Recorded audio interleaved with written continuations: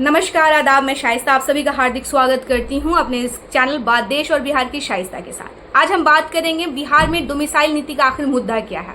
आपको बता दें कि 2020 से पहले बिहार में भी बिहार के विद्यार्थियों को एग्जामिनेशन में प्राथमिकता दी जाती थी, लेकिन उसके बाद से बिहार में डोमिसाइल नीति को लगभग हटा दिया गया और बिहार में जितने भी एग्जाम कंडक्ट किए गए उसमें सभी को इक्वली वेटेज दिया गया, यानी कि जितने भी अदर स्टेट के स्टूडेंट्स भी आ रहे हैं, अपीयर हो रहे हैं, उन्हें सभी को बराबर मौका दिया। साथ ही बिहार के स्टूडेंट्स भी अपीयर हो रहे थे।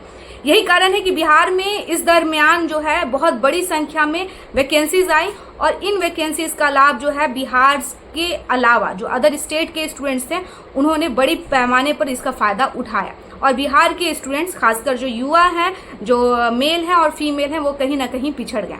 हाल के वर्षों में बिहार में टीचर वैकेंसी का आयोजन हुआ, ट्री 1.0, ट्री 2.0, ट्री 3.0, और इसमें बड़ी संख्या में, लगभग लाखों की संख्या में टीचर भर्ती किए गए।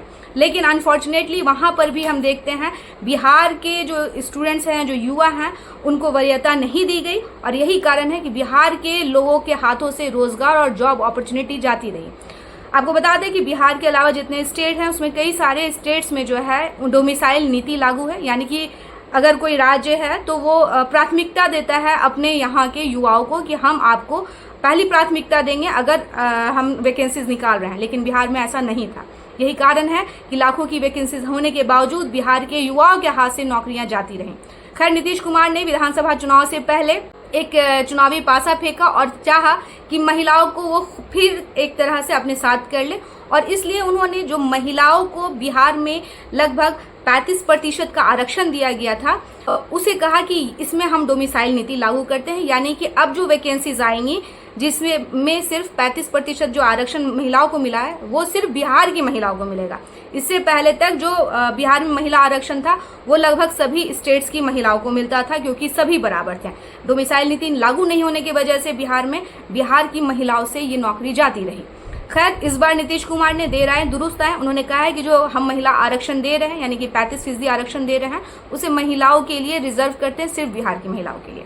खैर, ये एक बात हुई, लेकिन आपको बता दें अभी तक बिहार के जो युवा हैं, जो मेल अभ्यर्थी हैं, उनके लिए डोमिसाइल नीति लागू नहीं की गई है।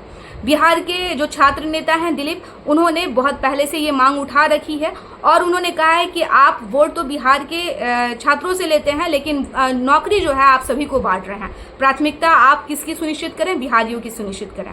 आपको बता दें कि बिहार से बड़ी संख्या में प्रवास होता है नौकरी नहीं होने के कारण, और सभी का कहना है कि बिहार में अगर डोमिसाइल नीति बिहार के जो मेल अभ्यर्थी हैं उनके लिए लागू हो जाता तो ये बहुत बेहतर होता है कि वह बाहर जा करके नौकरी करने के लिए बाध्य नहीं होते हैं। लेकिन ऐसा नहीं होने के कारण वह हमेशा अपॉर्चुनिटी जो है खो देते हैं, क्योंकि अदर स्टेट्स के स्टूडेंट्स आते हैं, पूरे इंडिया भर के स्टूडेंट्स आते हैं और उनसे compete करना कहीं ना कहीं उनके लिए मुश्किल हो जाता है।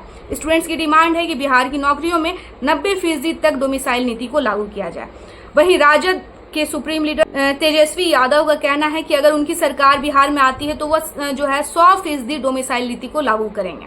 खैर, देखना है कि क्या नीतीश कुमार वाकई विधानसभा चुनाव से पहले इस डोमिसाइल नीति को मिले अभ्यर्थियों के लिए भी लागू करते हैं और बिहार में महिलाओं का जो वेटेज बढ़ाया गया है, उन्हें 35% आरक्षण में जो है डोमिसाइल नीति का जो फायदा मिल रहा है, क्या ऐसा ही फायदा पुरुष अभ्यर्थियों को भी मिलेगा? आपकी क्या सोच है, आप मुझे बताएं।